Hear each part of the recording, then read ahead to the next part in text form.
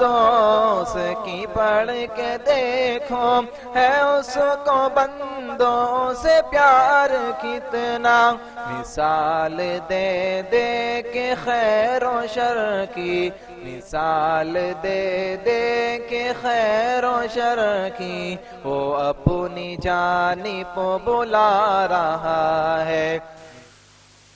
السلام علیکم ورحمۃ اللہ وبرکاتہ۔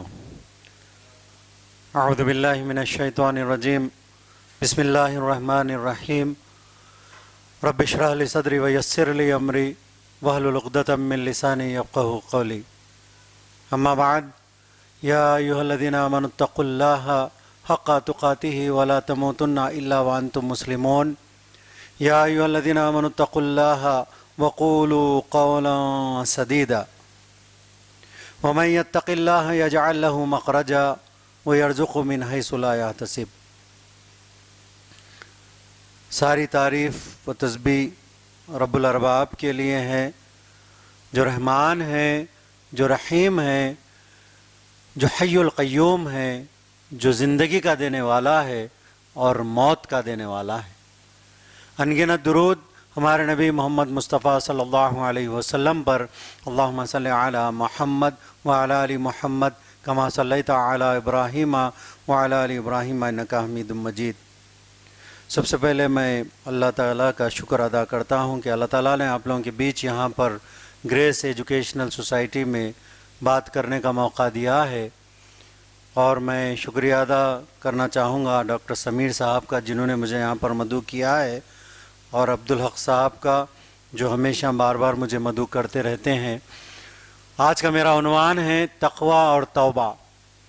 یہ عنوان بار بار میں لیتا ہوں اور بار بار مجھ سے کہا جاتا ہے کہ یہ عنوان کے اوپر بات کی جائے، کیونکہ یہ بہت امپورٹنٹ عنوان ہے، اور یہ عنوان لوگوں کے دل میں بات اگر اتر گئی، سمجھ میں آ گیا، تو انسان اللہ کا تقوی اختیار کرے گا، اللہ کا ڈر اختیار کرے گا، اور جو اللہ کا ڈر اختیار کرے گا اللہ تعالیٰ اس کو جنت دینے والے ہیں۔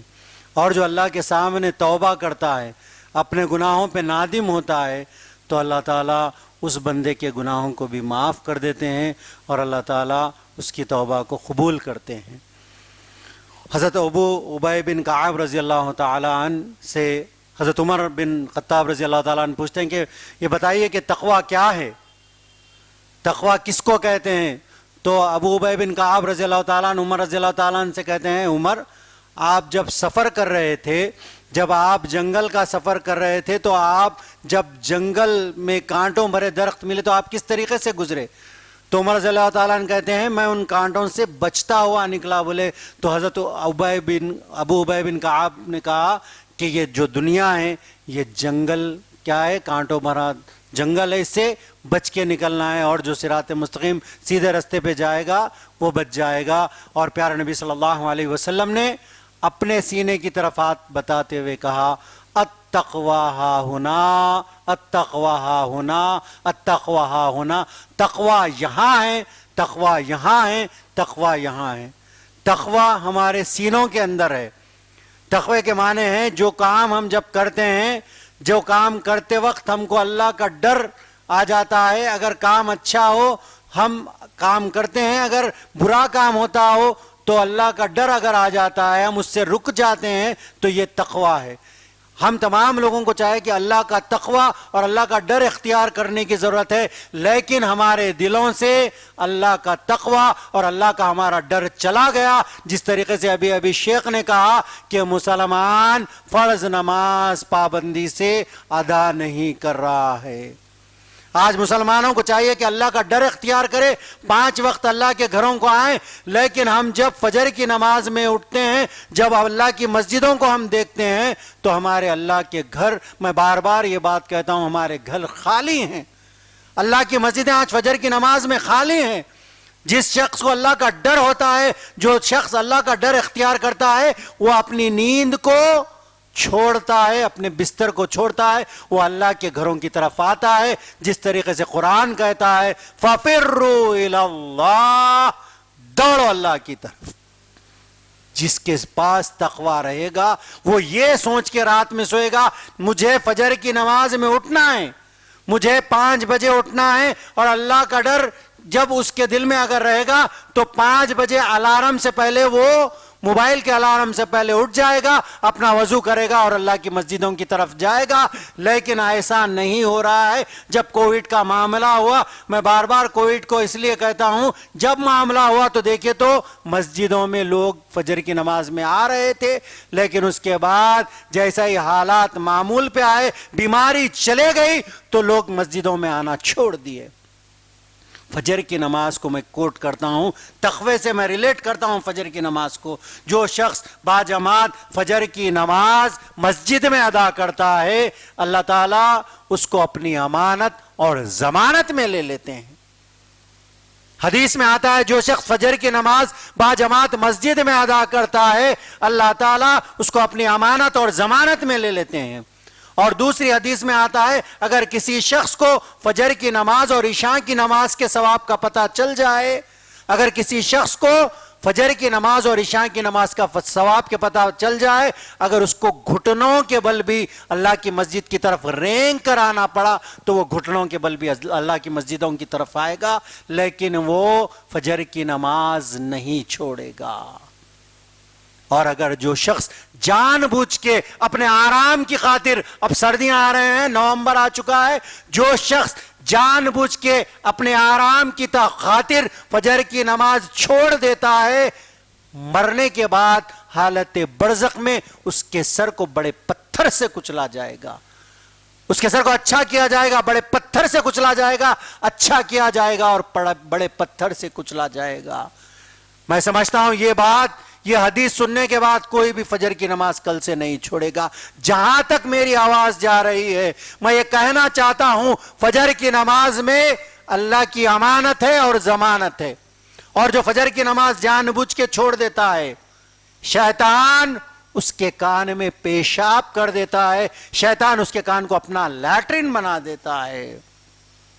اس لیے دیکھیے جو فجر چھوڑ کے 8 بجے 9 بجے اٹھ کے آ کے باہر ٹھہرتے ہیں تو ان کی آنکھوں کو دیکھیے، ان کے چہرے کو دیکھیے، ان کے چہرے سے لعنت برستی ہے۔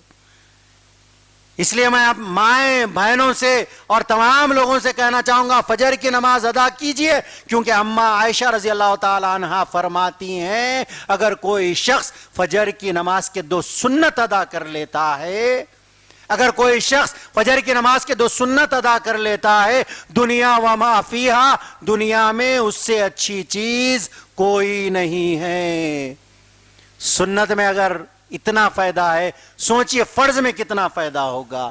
اس لیے میں اپنی مائیں بہنوں سے بھی کہوں گا کہ فجر کی نماز کو اٹھیے، گھر میں ماحول بنائیے، اپنے شوہر کو، اپنے بھائیوں کو، اپنے بچوں کو فجر کی نماز کے لیے اٹھائیے، خود بھی نماز پڑھیے اور اپنے بچوں کو فجر کی نماز کے لیے گھروں سے مسجد تک بھیجیے، کیونکہ معمولی ثواب نہیں ہے۔ جو شخص، بخاری کی حدیث، جو شخص اچھے سے وضو کرتا ہے، اچھے سے وضو کر کے اللہ کی مسجد کی طرف جاتا ہے تو اللہ تعالیٰ ایک قدم پہ نیکی دیتے ہیں، دوسرے قدم پہ اس کے گناہوں کو معاف کر دیتے ہیں، یہاں تک کہ وہ بندہ مسجد میں پہنچ جاتا ہے۔ جب بندہ مسجد میں باجماعت نماز پڑھتا ہے تو 27 درجے باجماعت نماز پڑھنے کا اس کو ثواب دیا جاتا ہے، اور جب تک بندہ مسجد میں رہتا ہے فرشتے اس کے حق میں دعائیں کرتے رہتے ہیں۔ کیا دعائیں کرتے رہتے ہیں؟ اللہم اغفر لہو، اے اللہ اس بندے کی مغفرت فرما، اللہم ارحمہ، اے اللہ اس بندے پر رحم فرما، اللہم توب الیہ، اے اللہ اس بندے کی توبہ قبول فرما۔ یہاں تک کہ بندہ مسجد سے لے کے اپنے گھر تک جاتا ہے فرشتے اس کے حق میں دعائیں کرتے رہتے ہیں۔ یہ مسجد میں جا کے نماز پڑھنے کا ثواب ہے دوستو، لیکن ہماری مسجدیں آج فجر کی نماز میں ویران ہو چکی ہیں۔ ایک صف کے لوگ، آدھی صف کے لوگ، 1.5 صف کے لوگ، ایک مسجد کا سانحہ اتنا بڑا تھا کہ مؤذن صاحب اور امام صاحب نماز پڑھ رہے تھے۔ کیا اللہ کا قہر نہیں آئے گا؟ کیا اللہ کا عذاب نہیں آئے گا؟ تم اللہ کی عبادت کو چھوڑ دو گے؟ پیارے نبی صلی اللہ علیہ وسلم کی بات کے اوپر عمل پیرا نہیں ہوگے تو اللہ کا عذاب نازل ہوگا۔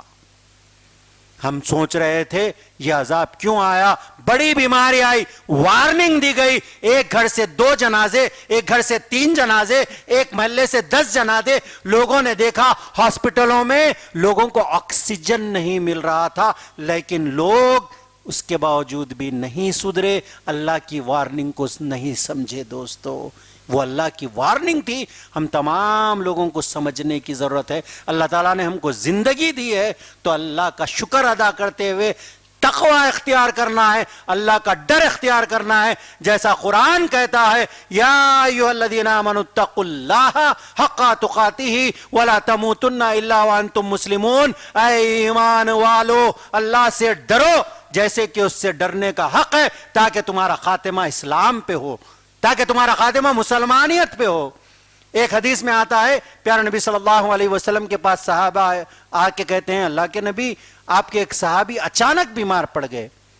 اے اللہ کے نبی نہیں معلوم کیوں بیمار پڑے، وہ تو اچھے خاصے تھے لیکن ہم نے دیکھا اچانک بیمار پڑ گئے۔ پیارے نبی صلی اللہ علیہ وسلم وہ صحابی کے پاس آتے ہیں ان کی طبیعت پوچھنے کے لیے، آ کے پوچھتے ہیں کہ کیا معاملہ ہے، آپ کیوں بیمار پڑے ہیں؟ وہ صحابی سے پوچھا جاتا ہے تو وہ صحابی کہتے ہیں اللہ کے نبی جب یہ آیت میرے سامنے پڑھی گئی یا ایھا الذین آمنوا اتقوا اللہ حق تقاتہ ولا تموتن الا وانتم مسلمون، اے اللہ کے نبی جیسے ہی یہ آیت میرے سامنے پڑھی گئی ڈر کے مارے میں بیمار پڑ گیا، بولے خوف طاری ہو گیا اور ڈر کے مارے میں بیمار پڑ گیا۔ پیارے نبی صلی اللہ علیہ وسلم نے کہا اپنے اس ڈر اور اپنے اس خوف کو جاری رکھ تاکہ قیامت کے دن تجھ پہ رحم کیا جائے۔ بولے اللہ کے نبی نے یہ نہیں کہا کہ میں تجھ کو بچا لوں گا، تو مت ڈر، میں کالی کملی والا ہوں تجھ پہ کملی اڑا دوں گا۔ اللہ کے نبی نے یہ نہیں کہا، اللہ کے نبی نے کہا کہ اپنا اس ڈر کو قائم رکھ تاکہ قیامت کے دن تجھ پہ رحم کیا جائے۔ بول کے اللہ کے نبی اس کو وہ صحابی رسول کو دیکھنے کے بعد گئے، کچھ لمحے گزرے، کچھ دن گزرا یا کچھ گھنٹے گزرے، صحابہ اکرام اللہ کے نبی کے پاس آ کے کہتے ہیں اللہ کے نبی وہ صحابی جو آپ بولنے کے بعد ڈر گئے تھے ان کا انتقال ہو چکا ہے، ان کے کانوں سے ان کی ناک سے خون بہ رہا ہے۔ پیارے نبی صلی اللہ علیہ وسلم جنازے کے پاس جاتے ہیں، جا کے صحابہ کرام سے کہتے ہیں کہ اللہ کا خوف اور اللہ کا ڈر اس کے اوپر اتنا طاری ہو چکا تھا، اتنا طاری ہو چکا تھا کہ اللہ کے خوف اور اللہ کے ڈر سے اس کے دل کے ٹکڑے ٹکڑے ہو گئے۔ بولے یہ اللہ کا ڈر ہے، یہ تقوی ہے، ہم تمام لوگوں کو تقوی اختیار کرنے کی ضرورت ہے۔ وہ تقوی ہمارے دلوں سے جا رہا ہے، گناہ کرنے کے بعد بھی انسان یہ سمجھ رہا ہے ایک نماز چھوٹنے کے بعد بھی نہیں کوئی پرابلم نہیں ہوا، دوسری نماز چھوڑتا ہے اس کو یہ یقین بھی نہیں ہے کہ میں گناہ کیا ہوں۔ اتنے گناہ ہوئے، ہمارے دل کالے ہو چکے ہیں، ہمارے دل سیاہ ہو چکے ہیں۔ ہم تمام لوگوں کو چاہیے کہ اللہ کا ڈر اختیار کریں، تقوی اختیار کریں۔ کیوں؟ حدیث میں آتا ہے قیامت کے دن کیا ہوگا، اللہ تعالیٰ 7 لوگوں کو کیا کریں گے، اپنے عرش کے سائے میں رکھیں گے۔ 7 لوگوں کو اللہ تعالیٰ قیامت کے دن عرش کے سائے میں رکھیں گے۔ پہلا وہ شخص جو انصاف پسند بادشاہ ہو۔ پہلے میں آپ لوگوں سے کہوں گا کہ قیامت کا دن کیسا ہوگا۔ قیامت کا دن سب سے بھیانک دن ہوگا۔ قیامت کا ایک دن 50,000 سال کے برابر ہوگا۔ لوگ پسینے میں ڈوبے ہوئے ہوں گے، سورج نیچے آ جائے گا، لوگوں کے بھیجے پک رہے ہوں گے۔ اللہ تعالیٰ اس وقت قیامت کے دن اللہ تعالیٰ 7 لوگوں کو اللہ تعالیٰ اپنے عرش کے سائے میں رکھے گا۔ پہلا وہ شخص جو انصاف پسند بادشاہ ہو، جو انصاف کرتا ہو، اللہ تعالیٰ قیامت کے دن اس کو اپنے عرش کے سائے میں رکھیں گے۔ دوسرا وہ نوجوان جس کی جوانی اللہ کی عبادت میں گزرے، اللہ تعالیٰ قیامت کے دن اس کو اپنے عرش کے سائے میں رکھیں گے۔ تیسرا وہ شخص جس کا دل مسجد میں اٹکا ہوا رہتا ہو، میں فجر پڑھی ہے، مجھے ظہر پڑھنا ہے، عصر پڑھنا ہے، مغرب پڑھنا ہے، عشاء پڑھنا ہے، جس کا دل مسجد میں اٹکا ہوا رہتا ہو، اللہ تعالیٰ قیامت کے دن اس کو اپنے عرش کے سائے میں رکھیں گے۔ چوتھا وہ شخص اگر کسی کو کوئی عورت یا لڑکی زنا کے لیے دعوت دیتی ہو، آج کل تو عام ہو چکا ہے سوشل میڈیا پہ کوئی بھی کسی کو بھی فرینڈ ریکویسٹ بھیج رہا ہے. اگر کسی شخص کو کوئی لڑکی یا عورت زنا کے لیے دعوت دیتی ہو اور وہ یہ کہہ کے رک جاتا ہو کہ میں اللہ سے ڈرتا ہوں، اللہ تعالیٰ قیامت کے دن اس کو اپنے عرش کے سائے میں رکھیں گے. پانچواں وہ شخص جو اللہ تعالیٰ کو رات کے اندھیرے میں اٹھتا ہو اور اللہ کے سامنے اپنے گناہوں پہ روتا ہو، اللہ تعالیٰ قیامت کے دن اس کو اپنے عرش کے سائے میں رکھیں گے. چھٹواں وہ شخص جو ایک ہاتھ سے خیرات دیتا ہو دوسرے ہاتھ کو پتہ نہیں چلتا، اللہ تعالیٰ قیامت کے دن اس کو اپنے عرش کے سائے میں رکھیں گے. ساتواں وہ شخص جو اللہ کے لیے دوستی کرے، اور اللہ کے لیے بغض رکھے، اللہ کے لیے دشمنی کرے، اللہ تعالیٰ قیامت کے دن اللہ تعالیٰ اس کو اپنے عرش کے سائے میں رکھیں گے. میری اللہ سے دعا ہے اللہ تعالیٰ ہم تمام لوگوں کو ان 7 لوگوں میں شامل کر دے. اللہ تعالیٰ عرش کا سایہ قیامت کے دن ہم تمام لوگوں کو نصیب کرے، آمین. لیکن اس کے لیے جد و جہد کرنے کی ضرورت ہے. 5 وقت کی نماز پڑھنا ہے، اپنے معاملے داری کو اچھی کرنا ہے، حلال رزق کھانا ہے. صحابہ اکرام جس طریقے سے ڈرتے تھے اس طریقے سے ڈرنا ہے. ابو بکر صدیق رضی اللہ تعالیٰ عنہ کا واقعہ آپ لوگوں کے سامنے رکھنا چاہتا ہوں. ابو بکر صدیق رضی اللہ تعالیٰ عنہ کو کوئی غلام کچھ چیز لا کے دیتا تو ابو بکر صدیق رضی اللہ تعالیٰ عنہ کھا لیا کرتے تھے. ایک مرتبہ غلام کیا کیا، کوئی چیز لایا، ابو بکر صدیق رضی اللہ تعالیٰ عنہ کھا لیے.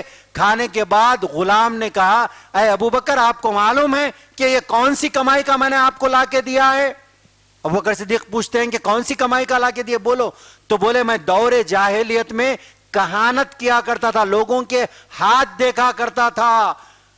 تو اس وقت مجھے میں کسی سے کچھ کہہ دیا تو اس وقت مجھ کو کسی نے کچھ پیسے دیے تھے. بازار میں کوئی شخص ملا اس وقت کا اور میں نے کوئی بات کہہ دی تھی ایسے ہی تو اس کا کام پورا ہو گیا تو اس نے پیسے لا کے دیے تو وہ پیسوں سے میں نے آپ کو یہ چیز لا کے دی. جیسے ابو بکر صدیق رضی اللہ تعالیٰ عنہ کے سامنے یہ بات کہی جاتی ہے، ابو بکر صدیق رضی اللہ تعالیٰ عنہ اپنے منہ میں انگلی ڈالتے ہیں، انگلی ڈال کے ساری کی ساری چیز باہر نکال دیتے ہیں. کا مطلب یہ ہے صحابہ اکرام حلال رزق کھاتے تھے، اچھا رزق کھاتے تھے. صحابہ اکرام خراب رزق، حرام کی کمائی کا رزق نہیں کھاتے تھے. اس لیے ہم کو بھی چاہیے ہماری اولادوں کو حلال رزق کھلایا جائے تو ہماری اولاد اچھی نکلے گی، نیک اور صالح نکلے گی. اگر ہم اپنی اولاد کو حرام رزق، چوری کا رزق، کوئی بٹے بازی کا رزق، کوئی ادھر سے کما کے لا کے کھلائیں گے تو اولاد بھی آپ کی نیک نہیں نکل سکتی. اس لیے حلال رزق کھلانا چاہیے اور جتنی ہو سکے محنت کرنا ہے، محنت کر کے حلال رزق کمانا ہے. کیا ہے محنت کے بارے میں اللہ تعالیٰ کیا کہتے ہیں قرآن میں؟ وَأَلَّيْسَ لِلْإِنسَانِ إِلَّا مَا سَعَىٰ. اگر انسان محنت کرے تو اللہ تعالیٰ اس میں اس کو کامیابی دیتے ہیں.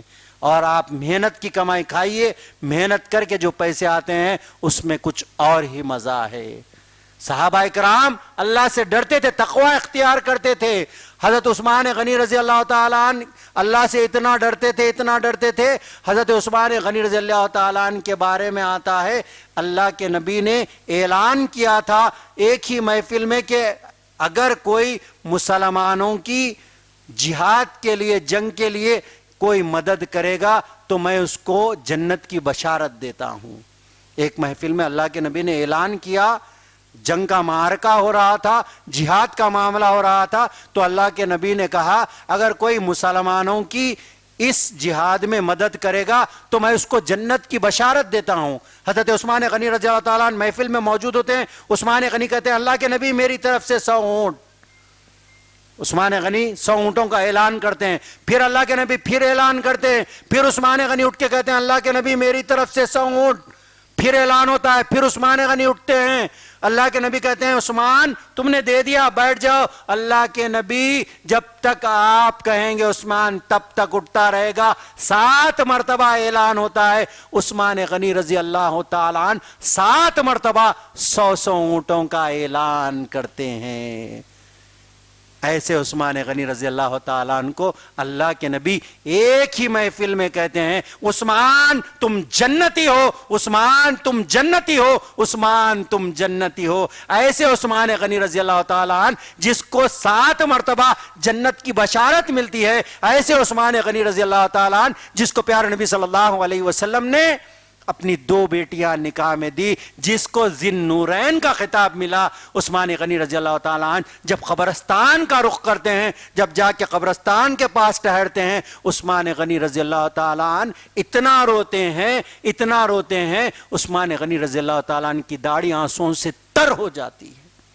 لوگ کہتے ہیں عثمان آپ اتنا کیوں روتے ہو، اللہ کے نبی نے آپ کو جنت کی بشارت دی ہے۔ تو عثمان غنی کہتے ہیں خبر ایک ایسی منزل ہے جو اس میں کامیاب ہو گیا سو کامیاب، جو ناکام ہو گیا سو ناکام۔ جو کامیاب ہو گیا جنت کی کھڑکی اس کی خبر میں کھول دی جائے گی، جو کامیاب ہو گیا جنت کی کھڑکی اس کی خبر میں کھول دی جائے گی، اور جو ناکام ہو گیا دوزخ کی انگار اس کی خبر میں بچھا دی جائے گی۔ اس لیے عثمان خبر کے ڈر سے روتا ہے۔ بولے کیا آج ہمارے دل میں اتنا ڈر ہے؟ کیا آج ہم ایسی زندگی گزار رہے ہیں کہ ہم کو خبر میں جانا ہے؟ اللہ کا تقوی کیا ہم اختیار کر رہے ہیں؟ ہم لوگ اللہ کا ڈر اختیار نہیں کر رہے ہیں۔ جیسے بھی کوئی معاملہ ہوتا ہے، کچھ بھی ہوتا ہے، اس کے اندر کیا کرتے ہیں؟ اس کے اندر معاملے کو الٹا سیدھا کرتے ہیں۔ معاملے داری میں بھی ہم لوگ پیچھے ہو چکے ہیں۔ دوستو ہم تمام لوگوں کو چاہیے کہ اپنے معاملے کو حل کریں، کیونکہ کھانا پینا جو ہے وہ تو لگا ہوا ہے، لیکن خبر میں جانا ہے۔ وہ بات اگر دماغ میں آ گئی تو حلال رزق کھائیں گے۔ ہمس کے گورنر تھے سعید بن عامر رضی اللہ تعالیٰ عنہ، دیکھیے کیسے صحابہ اکرام گزرے۔ ہمس کے گورنر تھے حضرت عمر رضی اللہ تعالیٰ عنہ نے کیا کیا تھا؟ ہمس کا کیا کیا تھا؟ عمر رضی اللہ تعالیٰ عنہ نے ان کو، سعید بن عامر کو کیا کیا تھا؟ گورنر بنایا تھا۔ گورنر بنانے کے بعد ایک مرتبہ ہمس کا کیا ہوا؟ وفد عمر رضی اللہ تعالیٰ عنہ کے پاس آیا، تو عمر رضی اللہ تعالیٰ عنہ نے پوچھا کہ ہمس میں تم کچھ لوگوں کے نام بتاؤ کہ جو لوگ غریب ہیں، میں ان کی کچھ مدد کرنا چاہتا ہوں، میں ان کو کچھ دینار دینا چاہتا ہوں۔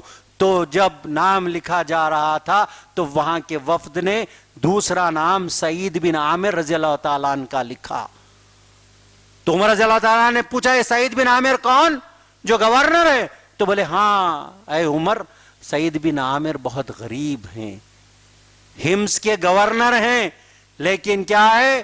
غریب ہیں۔ ان کا نام لکھا جا رہا ہے دوسرے نمبر پہ کہ غریبی میں غریب جو ہیں وہ کیا ہے؟ سعید بن عامر ہیں۔ پھر اس کے بعد عمر رضی اللہ تعالیٰ نے کچھ اشرفیاں ان کے کی 1000 دینار کچھ حوالے کیا۔ تو اس کے بعد جب سعید بن عامر کے گھر کو یہ لوگ گئے تو جا کے بلا کے بولے عمر رضی اللہ تعالیٰ نے آپ کے لیے یہ تحفہ بھیجا ہے۔ جیسے ہی وہ اشرفیاں وہ دینار دیکھتے ہیں، پڑھتے ہیں انا للہ و انا الیہ راجعون۔ بیوی اندر سے پوچھتی ہے کیا معاملہ ہوا، کوئی بڑا حادثہ تو نہیں ہوگا؟ تو بولے میرے دین میں دنیا بھیجا دی گئی۔ بولے کیا تم میرے ساتھ اس میں مدد کرو گی؟ تو وہ بولے ہاں میں مدد کروں گی۔ تو آؤ، وہ سارے کے سارے 1000 دینار حضرت سعید بن عامر اور ان کی بیوی نے خیرات کر دیے۔ کھانے کو کھانا نہیں تھا، پہننے کو کپڑا نہیں تھا، کم دستی میں زندگی گزاریں۔ کون؟ گورنر ہیں ہمس کے۔ لیکن جب پھر ایک مرتبہ عمر رضی اللہ تعالیٰ عنہ ہمس کا دورہ کرتے ہیں، دورہ کرتے وقت وہاں پر آ کے پوچھتے ہیں کہ تمہارے گورنر کیسے ہیں؟ وہاں کے لوگوں سے پوچھا جاتا ہے تمہارے گورنر کیسے ہیں؟ تو بولے ہمارے گورنر بہت اچھے ہیں، لیکن ہمارے گورنر سے ہم کو 4 شکایتیں ہیں عمر۔ تو بولے 4 شکایتیں کیا ہے؟ تو بولے عمر جب ہم صبح جب گھر کو جاتے ہیں وہ جلدی ہم سے نہیں ملتے، وہ دیر سے ملتے ہیں۔ اور دوسری شکایت یہ ہے جب شام کا وقت ہوتا ہے تو وہ کیا کرتے ہیں؟ شام کے بعد وہ ہم سے نہیں ملتے عمر۔ اور ہفتے میں 1 دن وہ ہم سے ملتے ہی نہیں، ہم جاتے ہیں تو وہ ہم سے ہفتے میں 1 دن نہیں ملتے۔ اور چوتھا ہے جب کبھی کچھ ہوتا ہے تو ان کو ایک اٹیک ہوتا ہے، وہ ایسا اٹیک ہوتا ہے کہ ان کو دورہ پڑتا ہے۔ عمر وہ دورہ کیا ہے ہم کو نہیں معلوم، تھوڑی دیر کے لیے وہ ان کو دورہ پڑتا ہے، وہ دورہ بھی ہم دیکھتے ہیں۔ یہ چار ہم دیکھتے ہیں کہ ہمارے گورنر میں 4 کمیاں ہیں، یہ 4 شکایتیں عمر رضی اللہ تعالیٰ عنہ کے سامنے پیش کی جاتی ہے۔ عمر رضی اللہ تعالیٰ عنہ سعید بن عامر کو بلاتے ہیں، گورنر کو بلا رہے ہیں۔ عمر رضی اللہ تعالیٰ عنہ کہتے ہیں آپ کی عوام نے آپ کے سامنے 4 شکایتیں رکھی ہے، آپ مجھ کو اس کا ایکسپلینیشن دیجئے، اس کے بارے میں بتائیے کہ کیا معاملہ ہے، یہ 4 شکایتوں کا خلاصہ کیجئے۔ سعید بن عامر کہتے ہیں اے عمر یہ میرا اور میرے اللہ کا معاملہ ہے، اگر آپ نہ پوچھتے عمر تو میں یہ بات کسی کو نہیں بتاتا۔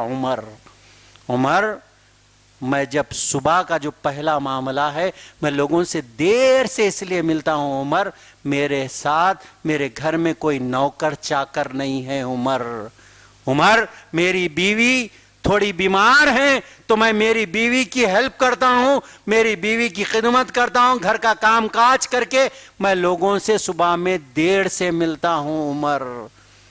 اور عمر لوگوں کی شکایت ہے کہ دوسری شکایت یہ ہے کہ میں لوگوں سے شام کے بعد نہیں ملتا۔ عمر میں نے سارا دن کا جو حصہ ہے عوام کے لیے میں نے مختص کر دیا، اور رات کا جو حصہ ہے میں نے اللہ کی عبادت کے لیے رات کے حصے کو میں نے مقرر کر دیا۔ میں رات میں کسی سے نہیں ملتا، میں رات میں اللہ کی عبادت کرتا ہوں، اس لیے میں کسی سے نہیں ملتا عمر۔ اور عمر ہفتے میں 1 دن میں کسی سے نہیں ملتا عمر جو یہ میرا جو کپڑا ہے میرے بدن پہ، یہ صرف ایک کپڑا میرے بدن پہ ہے عمر میرے پاس دوسرا کپڑا نہیں ہے عمر، یہ کپڑا میں اتارتا ہوں اور اتار کے ہفتے میں 1 مرتبہ اس کو دھوتا ہوں، اور یہ کپڑا جب تک نہیں سکتا اے عمر میں کسی سے نہیں ملتا۔ ہفتے میں 1 دن لوگوں سے اس لیے نہیں ملتا کہ میرے بدن پہ صرف 1 کپڑا ہے عمر۔ ہمارا جائزہ لیجئے دوستو، کتنے کپڑے ہمارے پاس ہیں، کیا کیا چیزیں ہمارے پاس ہیں، کیا ہم آج اللہ کا شکر ادا کر رہے ہیں؟ کیا اللہ کے مسجدوں کے سامنے ہم آ کے کیا اللہ کے سامنے 5 وقت جھک رہے ہیں؟ کیا اللہ کا شکر آج مسلمان کر رہا ہے؟ 1 کپڑے کے باوجود، گورنر ہونے کے باوجود 1 کپڑا بدن پہ رہنا گوارا کیا، لیکن انہوں نے کیا کیا؟ اپنے خزانے میں سے 1 پیسہ بھی نہیں لیا۔ گورنر تھے، کئی کپڑے وہ چاہے تو سلا سکتے تھے۔ تو عمر یہ 1 کپڑا میرے بدن پہ عمر۔ اور عمر چوتھی چیز جو مجھ کو میرے اوپر غشی طاری ہو جاتی ہے عمر، وہ غشی اس لیے طاری ہو جاتی ہے جب حضرت خباب کو جب پھانسی پہ چڑھا جا رہا تھا عمر، خباب رضی اللہ تعالی عنہ کے بدن کے ٹکڑے ٹکڑے کیے جا رہے تھے عمر۔ جب خباب رضی اللہ تعالیٰ عنہ کو پھانسی دی جا رہی تھے تو ان کے جسم کا مصلاح کیا جا رہا تھا۔ اس وقت میں دیکھ رہا تھا کہ حضرت خباب رضی اللہ تعالیٰ عنہ کے جسم کے ٹکڑے ٹکڑے کیے جا رہے ہیں، ٹکڑے کرتے ہوئے پھانسی دی گئی۔ جب وہ تڑپ رہے تھے عمر، تو وہ جب بات میرے دماغ میں یاد آ جاتی ہے عمر، اے عمر تو میرے اوپر غشی طاری چھا جاتی ہے عمر، اسی لیے میں غشی میں بے ہوش ہو جاتا ہوں عمر رضی اللہ تعالیٰ عنہ کی آنکھوں میں آنسو آ جاتے ہیں۔ عمر کہتے ہیں کم سے کم میری پوری سلطنت میں ایسے 4 سے 5 گورنر بھی رہے تو میری سلطنت کے لیے کافی ہے۔ یہ تقویٰ تھا، یہ اللہ کا ڈر تھا جو صحابہ کرام نے اپنی زندگیوں کا نذرانہ پیش کیا اور اپنا اللہ کا ڈر اختیار کیا اور اپنی زندگی کو کیا کیا؟ صرف اللہ کے لیے اپنی زندگی کو وقف کر دیا۔ ہم کو بھی چاہیے کہ ہم یہ سوچیں کہ اللہ نے ہم کو جو حکم دیا ہے اس کے اوپر پابند ہو جائیں، اور پیارے نبی صلی اللہ علیہ وسلم کی سنتوں پہ اوپر عمل پیرا ہو کے اگر زندگی گزاریں گے تو اللہ تعالیٰ کیا کرے گا؟ ہماری مدد کرے گا۔ جیسا 313 کی اللہ تعالیٰ نے فرشتوں کے ذریعے مدد کی تھی، ہماری بھی مدد ہوگی۔ جو لوگ تقوی اختیار کرتے ہیں، اللہ تعالیٰ قرآن میں 3 مرتبہ فرماتے ہیں ان اللہ مع المتقین، ان اللہ مع المتقین۔ جو لوگ تقوی اختیار کرتے ہیں، جو لوگ اللہ کا ڈر اختیار کرتے ہیں، اللہ تعالیٰ کہہ رہے ہیں کہ میں ان کے ساتھ ہوں۔ جب اللہ ہمارے ساتھ ہو جائے گا تو پھر ہماری دنیا اور آخرت دونوں بھی کامیاب ہو جائے گی۔ اس لیے ہم کو یہ ٹارگٹ بنانا ہے، ساری دنیا ہم سے ناراض ہو جائے، نو پرابلم، کوئی پرابلم کی بات نہیں ہے، لیکن اللہ ہمارے سے ناراض نہیں ہونا چاہیے دوستو۔ تو اللہ کو راضی کرنے کے لیے تقوی اختیار کرنے کی ضرورت ہے، اور تقوی اختیار کرتے ہوئے ہم تمام لوگوں کو چاہیے اللہ کے سامنے توبہ کریں، اللہ کے سامنے بار بار توبہ کریں۔ کیا کہتے ہیں قرآن میں، کیا آتا ہے؟ توبو الی اللہ جمیعا ایھا المؤمنون، تم سب کے سب مل کے توبہ کرو اگر تم مومن ہو، تم تمام لوگ مومن لوگ پورے مل کے توبہ کرو بول رہے ہیں۔ پھر دوسری آیت میں اللہ تعالیٰ کیا فرماتے ہیں؟ ان اللہ یحب التوابین ویحب المتطہرین، جو لوگ اللہ کے سامنے توبہ کرتے ہیں، جو لوگ پاکیزگی اختیار کرتے ہیں، اللہ تعالیٰ کہہ رہے ہیں کہ میں ان سے محبت کرتا ہوں۔ کیا ہم اور آپ نہیں چاہیں گے کہ اللہ ہم سے محبت کریں؟ ہم تمام لوگ چاہیں گے کہ اللہ ہم سے محبت کرے، اور اللہ ہم سے محبت تبھی کرے گا، اللہ کے سامنے گڑ گڑانا ہے، توبہ کرنا ہے، بار بار استغفر اللہ الذی لا الہ الا هو الحی القیوم واتوب الیہ، بار بار پڑھنا ہے۔ کیوں؟ پیارے نبی صلی اللہ علیہ وسلم ایک حدیث میں آتا ہے دن میں 70 مرتبہ توبہ کرتے تھے، دوسری حدیث میں آتا ہے پیارے نبی صلی اللہ علیہ وسلم دن میں 100 مرتبہ توبہ کرتے تھے۔ سوچئے ہم کو کتنے بار توبہ کرنے کی ضرورت ہے۔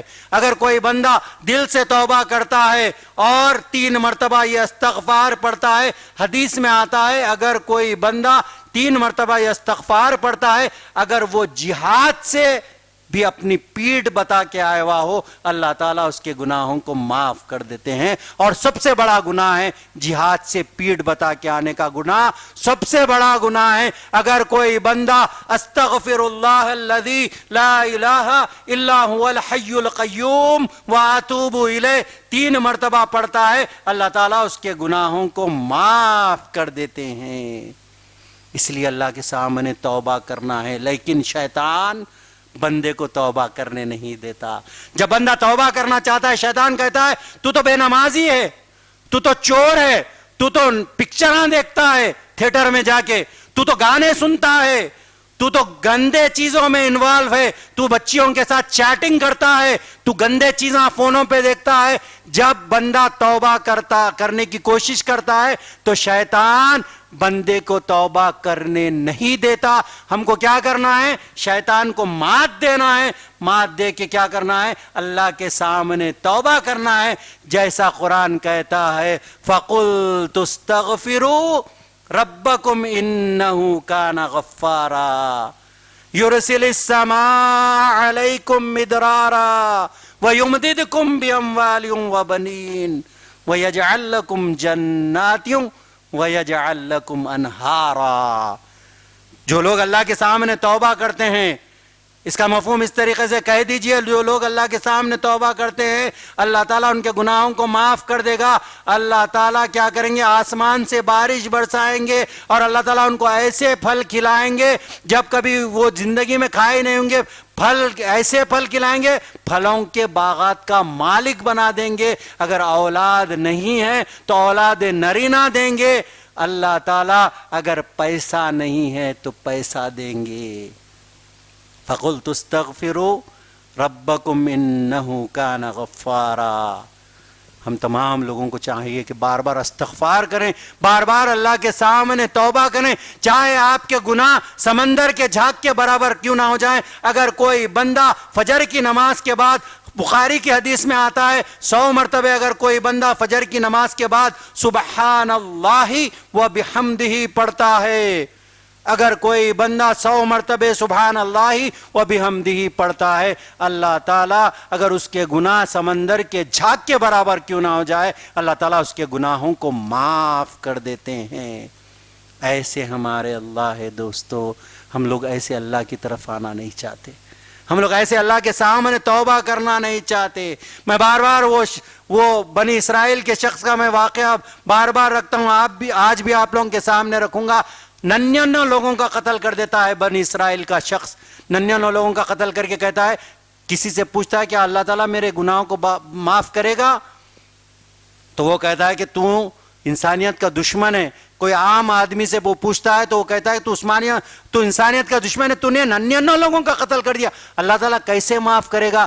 تو وہ سوچتا ہے کہ 99 تو میں نے کر لیے، ایک اور کو قتل کر دیتا ہوں، 100 میرے مکمل ہو جائیں گے. وہ اور ایک شخص کو قتل کر دیتا ہے. قتل کرنے کے بعد ایک عالم صاحب سے پوچھتا ہے کیا اللہ تعالیٰ میرے اس گناہ کو معاف کرے گا؟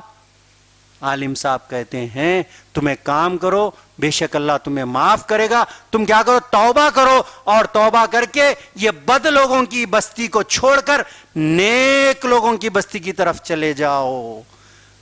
اس سے ہم کو پتا چلتا ہے، کیا پتا چلتا ہے؟ نیک لوگوں کے ساتھ رہنا ہے.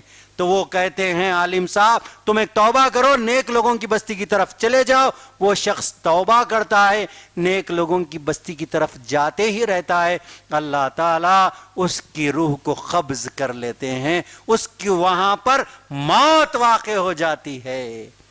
وہ توبہ کرتا ہے، نیک لوگوں کی بستی کی طرف جاتے ہی رہتا، اللہ تعالیٰ اس کی روح کو نکال لیتے ہیں، اس کو موت وہاں پر واقع ہو جاتی ہے. جنت کا فرشتہ وہاں پر آتا ہے، دوزخ کا فرشتہ آتا ہے. جنت کا فرشتہ کہتا ہے اس نے توبہ کی ہے، اسے میں لے جاؤں گا. دوزخ کا فرشتہ کہتا ہے 100 لوگوں کا قاتل ہے، اسے میں لے جاؤں گا. اللہ تعالیٰ تیسرے فرشتے سے کہتے ہیں جاؤ، جا کے تم کیا کرو؟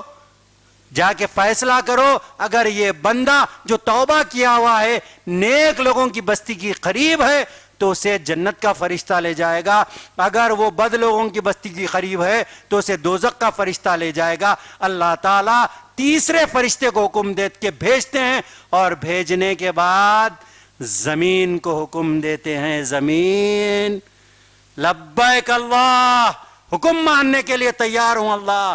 اللہ تعالیٰ زمین سے کہتے ہیں وہ جو بندہ بنی اسرائیل کا جو توبہ کر کے پڑا ہوا ہے اس کے قریب ہو جا.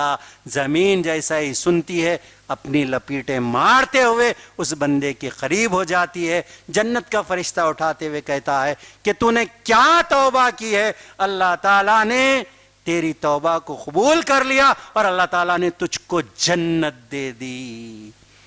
100 لوگوں کے قاتل کو بھی اللہ نے معاف کر دیا. دوستو 100 لوگوں کے قاتل اگر اللہ کے سامنے سچی توبہ کرتا ہے، یا ایھا الذین آمنوا توبوا الی اللہ توبۃ نصوحا، جو لوگ اللہ کے سامنے سچی توبہ کرتے ہیں، اے ایمان والو اللہ سے ڈرو. کیا ہے اے ایمان والو؟ اللہ کے سامنے جب توبہ کرو تو سچی توبہ کرو. جو لوگ اللہ کے سامنے سچی توبہ کرتے ہیں اللہ تعالیٰ اس بندے کو اس طریقے سے معاف کر دیتے ہیں جیسے ماں کے پیٹ سے پیدا ہوا بچہ جس طریقے سے پاک صاف رہتا ہے اللہ تعالیٰ اس کے گناہوں کو معاف کر دیتے ہیں. ایسے ہمارے اللہ ہے دوستو، لیکن ہم لوگ ایسے اللہ کی طرف آنا نہیں چاہتے. 100 لوگوں کے قاتل کو بھی اللہ نے معاف کر دیا، اور اللہ تعالیٰ گناہوں کو معاف کرنے والے ہیں، لیکن ہم لوگ اللہ کے سامنے توبہ نہیں کرتے. ہم لوگ اللہ کی مسجدوں کی طرف آنا نہیں چاہتے. 10 منٹ 15 منٹ 25 منٹ ہوتے ہوں گے دن میں، 25 منٹ مسلمان آنا نہیں چاہتا. مسلمان اللہ کے ذکر میں اپنی زبان کو رکھنا نہیں چاہتا. اللہ تعالیٰ نے ہم کو کیا کیا نہیں دیا، کیا کیا نعمتوں سے نہیں نوازا. کیا اللہ تعالیٰ نے ہم کو اچھی صحت نہیں دی؟ کیا اللہ تعالیٰ نے ہم کو پہننے کے لیے اچھا کپڑا نہیں دیا؟ کیا اللہ تعالیٰ نے ہم کو بہترین ماں باپ نہیں دیے؟ کیا اللہ تعالیٰ نے ہم کو بھائی بہن نہیں دیے؟ کیا اللہ تعالیٰ نے ہم کو اچھی اولاد نہیں دی؟ اللہ تعالیٰ نے گھر رہنے کے لیے اچھا گھر نہیں دیا؟ بارش ہو رہی تھی، اتنی بارش ہو رہی تھی، لوگ جھوپڑی میں بھیگ کے سو رہے تھے، ہم لوگ گھر میں آرام سے سو رہے تھے. کیا اللہ تعالیٰ نے اچھے پکے گھر نہیں دیے؟ پھر اللہ کی ناشکری کیوں کرتے ہیں ہم لوگ؟ اللہ کے گھروں کی طرف کیوں نہیں آتے؟ یہ میں کوسچن چھوڑ کے جا رہا ہوں، جہاں تک میری آواز جا رہی ہے یہ کوسچن ہے ہم تمام بندوں سے کہ ہم کو اللہ کا شکر کتنا ادا کرنا ہے. اور اللہ نے ہر نعمت سے نوازا، لیکن بندہ اس کے بجائے اللہ کے سامنے کیا کر رہا ہے؟ یا ایھا الانسان ما غرک بربک الکریم. اللہ تعالیٰ سارے بندوں سے سوال کرتے ہیں، انسان تجھے اپنے رب کے پاس آنے سے کس بات نے روک رکھا ہے؟ کیا بات ہے جو اللہ کے سامنے آنے سے تجھ کو روک رکھا ہے؟ ہم تمام لوگوں کو توبہ کرنا ہے، اللہ کے سامنے گڑ گڑانا ہے، 5 وقت کی نماز پڑھنا ہے، فجر کی نماز کے بعد قرآن کی تلاوت کرنا ہے. ہم لوگوں نے قرآن کو چھوڑ دیا، موبائل کو ہم لوگوں نے اپنا لیا دوستو. اسی لیے آج کیا ہوا؟ وہ معزز تھے زمانے میں مسلمان ہو کر، وہ معزز تھے زمانے میں مسلمان ہو کر، اور ہم خار ہوئے تاریک قرآن ہو کر. ہم نے قرآن کو چھوڑ دیا دوستو. یہ قرآن کو تھامنے کی ضرورت ہے، وقت آ چکا ہے. اگر ہم قرآن کو تھام لیں گے تو آج بھی ہم دنیا کے اوپر حکومت کر سکتے ہیں، لیکن اس قرآن کو ہم نے چھوڑ دیا. قرآن کو تھامنے کا وقت آ چکا ہے. قرآن کو تھام لیجئے، موبائل کو چھوڑ دیجئے. موبائل سے کچھ حاصل ہونے والا نہیں ہے. جتنا کام ہے اتنا کام کریے، موبائل کے اوپر اتنا ہی وقت دیجئے، لیکن قرآن کو تھام لیجئے. وہ معزز تھے زمانے میں مسلمان ہو کر، ہم خار ہوئے تاریک قرآن ہو کر. فجر کی نماز کے بعد کم سے کم آدھا گھنٹہ نکالیے، مغرب کی نماز کے بعد آدھا گھنٹہ نکالیے، اس میں پڑھیے کہ اللہ تعالیٰ ہم سے کیا کہہ رہے ہیں، کیسے ہمارے اللہ ہے دوستو. آخری آیت سناتے ہوئے میں اپنی بات کو ختم کروں گا کیونکہ وقت بہت ہو چکا ہے. آخری آیت آپ لوگوں کے سامنے، اگر یہ آیت میں پڑھوں گا، جتنے یہاں پر لوگ ہیں اور جتنے لوگ سن رہے ہیں انشاءاللہ اللہ کے سامنے توبہ کریں گے. اس کے بعد گناہ کرنے کے لیے اللہ کا ڈر اور توبہ اختیار کریں گے. کیوں؟ اللہ تعالیٰ کیا پیاری آیت ہے، سنیے. ما تابا سورہ فرقان کی 70ویں آیت آپ لوگوں کے سامنے رکھ رہا ہوں. ما تابا وآمن وعمل عملا صالحا فأولئک یبدل اللہ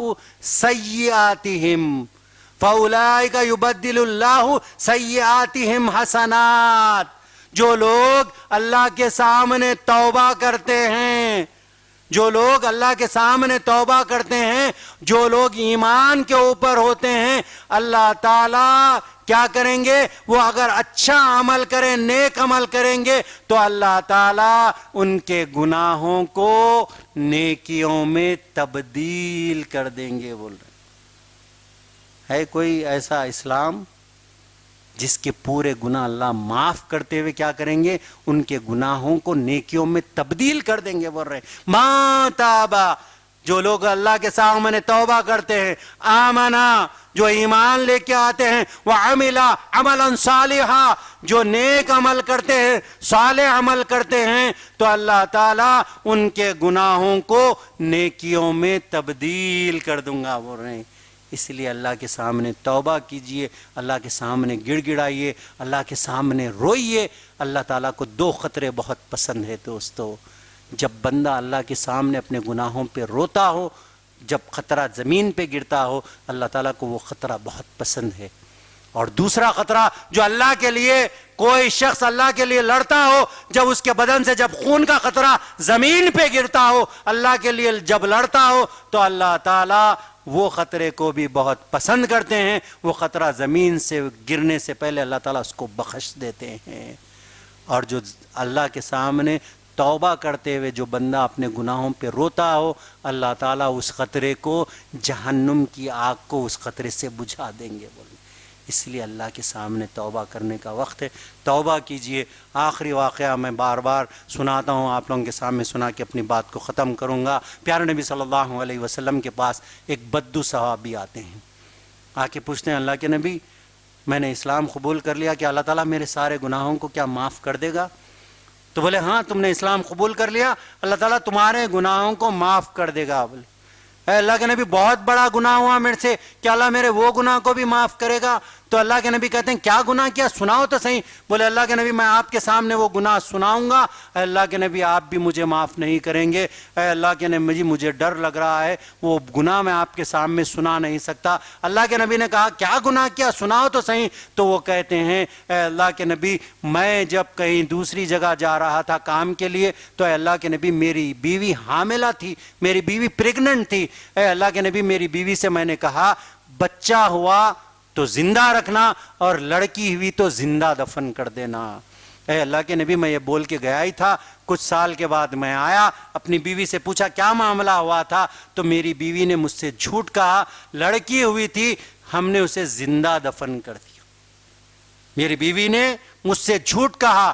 اے اللہ کے نبی، ایک بچی وہاں سے آتی، وہ بچی میرے ساتھ کھیلتی کودتی، میری بیوی سے میں پوچھا یہ کس کی بچی ہے، تو میری بیوی نے کہا یہ ہمارے بہن کی لڑکی ہے۔ اے اللہ کے نبی، وہ بچی سے میں اتنا کلوز ہو گیا، میں اس سے کھیلتا کودتا، تو میری بیوی نے سمجھا کہ یہ کلوز ہو گئے ہیں بچی سے۔ کچھ مہینوں کے بعد، کچھ سال کے بعد، میری بیوی نے مجھ سے کہا یہ ہماری بہن کی لڑکی نہیں ہے، یہ ہماری لڑکی ہے۔ اے اللہ کے نبی، جیسے ہی یہ بات میں سنا یہ ہماری لڑکی ہے، میں نے اپنی لڑکی کا ہاتھ لیا، ہاتھ پکڑ کے میں اسے بیچ میدان میں لے گیا۔ اے اللہ کے نبی، میری بچی پوچھ رہی تھی ابو مجھے کہاں لے جا رہے ہیں؟ اے اللہ کے نبی، تب بھی مجھے رحم نہیں آیا۔ اے اللہ کے نبی، میں اسے بیچ میدان میں لے گیا، میں گڑھا کھودنے لگا۔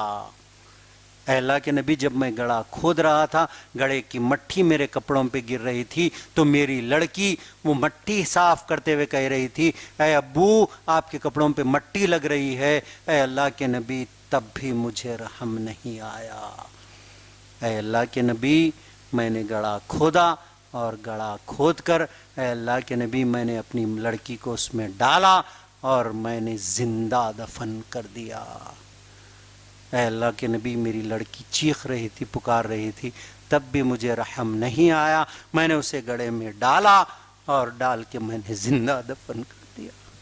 اے اللہ کے نبی، کیا اللہ تعالیٰ میرے اس گناہ کو بھی کیا معاف کرے گا؟ پیارے نبی صلی اللہ علیہ وسلم کے آنکھوں سے آنسو جا رہے ہیں، اللہ کے نبی کے چہرے پہ آنسو رواں ہو رہے ہیں، اور یہ صحابی پوچھ رہے ہیں اللہ کے نبی کیا اللہ تعالیٰ میرے اس گناہ کو بھی کیا معاف کرے گا؟ حضور صلی اللہ علیہ وسلم کی آنکھوں سے آنسو بہ رہے ہیں، اور اللہ کے نبی سے ایسا بھی پوچھ رہے ہیں اے اللہ کے نبی کیا اللہ تعالیٰ میرے اس گناہ کو بھی کیا معاف کرے گا؟ پیارے نبی صلی اللہ علیہ وسلم خاموش ہیں، یہ صحابی پوچھ رہے ہیں، اللہ تعالیٰ سورہ زمر کی آیت کو نازل کر دیتے ہیں، لا تقنطوا من رحمت اللہ، لا تقنطوا من رحمت اللہ، ان اللہ یغفر الذنوب جميعا انہ هو الغفور الرحیم۔ میری رحمت سے مایوس نہ ہونا، میری رحمت سے مایوس نہ ہونا، میں بڑا معاف کرنے والا اور رحم کرنے والا۔ ایسے ہمارے اللہ ہے دوستو، لیکن ہم لوگ ایسے اللہ کے سامنے گڑ گڑانا نہیں چاہتے، ایسے اللہ کے سامنے ہم لوگ دعائیں مانگنا نہیں چاہتے۔ ہم تمام لوگوں کو چاہیے کہ اللہ کے سامنے توبہ کریں، اللہ تعالی ہمارے گناہوں کو معاف کر دیں گے۔ توبہ کیجئے، توبہ میں فلاح ہے، اور توبہ جو کرے گا وہ قیامت کے دن اللہ تعالیٰ اس کو جنت دینے والے ہیں۔ کوئی یہ نہیں کہہ سکتا کہ میں 5 ٹائم کا نمازی ہوں، میں 7 ٹائم نماز پڑھتا ہوں، تہجد گزار ہوں، اشراق بھی پڑھتا ہوں، قرآن کی تلاوت کرتا ہوں، روزے رکھتا ہوں، دائی کا کام کرتا ہوں، لیکن کوئی یہ نہیں کہہ سکتا کہ اللہ تعالیٰ اس کو جنت دینے والے ہیں۔ حضرت عمر رضی اللہ تعالیٰ عنہ کے بارے میں آتا ہے، عمر رضی اللہ تعالیٰ عنہ بھی قیامت کے دن اللہ کے سامنے کیا کریں گے؟ بھیک مانگیں گے، کہیں گے اللہم سلم اللہم سلم اللہم سلم، اے اللہ ہمارے گناہوں کو معاف کر دیجئے، اے اللہ عمر کے گناہوں کو معاف کر دیجئے۔ عمر رضی اللہ تعالیٰ عنہ بھی قیامت کے دن اللہ کے سامنے گڑ گڑائیں گے۔ سوچئے کہ ہمارا مقام کدھر ہے دوستو، صحابہ کے اکرام کا یہ حال ہے اور ہم کہاں پر ہے۔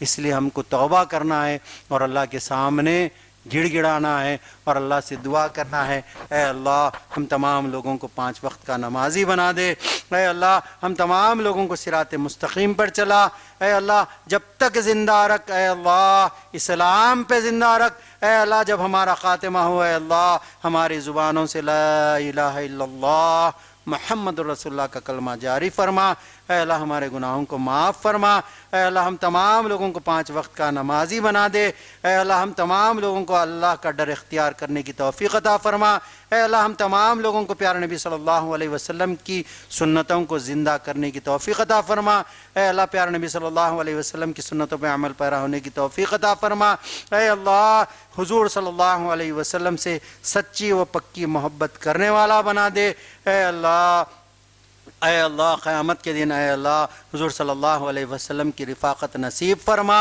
اے اللہ ہم تمام لوگوں کو توبہ کی توفیق نصیب فرما، اے اللہ ہمارے گناہوں کو معاف فرما، اے اللہ ہم تمام لوگوں کو اے اللہ جنت الفردوس عطا فرما، اے اللہ جنت الفردوس میں اے اللہ آپ کا دیدار، اے اللہ ہم تمام لوگوں کو آپ کا دیدار نصیب فرما، اے اللہ جو لوگ پریشان حال ہیں ان کی پریشانیوں کو دور فرما، اے اللہ جو قرضے میں مبتلا ہے غیبی خزانوں سے ان کی مدد فرما، اے اللہ جو لوگ بیمار ہیں انہیں شفاء کاملہ عاجلہ مستملہ عطا فرما، اے اللہ جو لوگ اس دنیا سے جا چکے ہیں اے اللہ خاص طور پہ جن کے ماں باپ اس دنیا سے جا چکے ہیں اللہ ان کی مغفرت فرما، اے اللہ ان کو جنت الفردوس عطا فرما، اے اللہ ان کو قبر کے عذاب سے بچا لے، اے اللہ ہمارے ماں باپ کو جنت الفردوس عطا فرما، اے اللہ ہمارے گناہوں کو معاف فرما، اے اللہ ایسا عمل کرا اے اللہ ایسا عمل کرا کہ اے اللہ ہمارے ماں باپ کو بھی اے اللہ اس عمل کی اے اللہ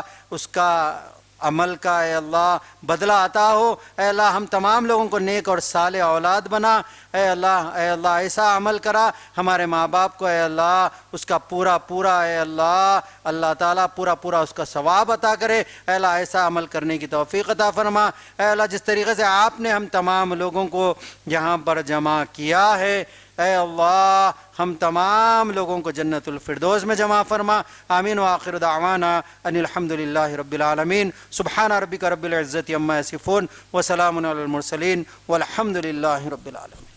ہر ایک شے میں جھلک وہ اپنی ربوبیت کی دکھا رہا ہے۔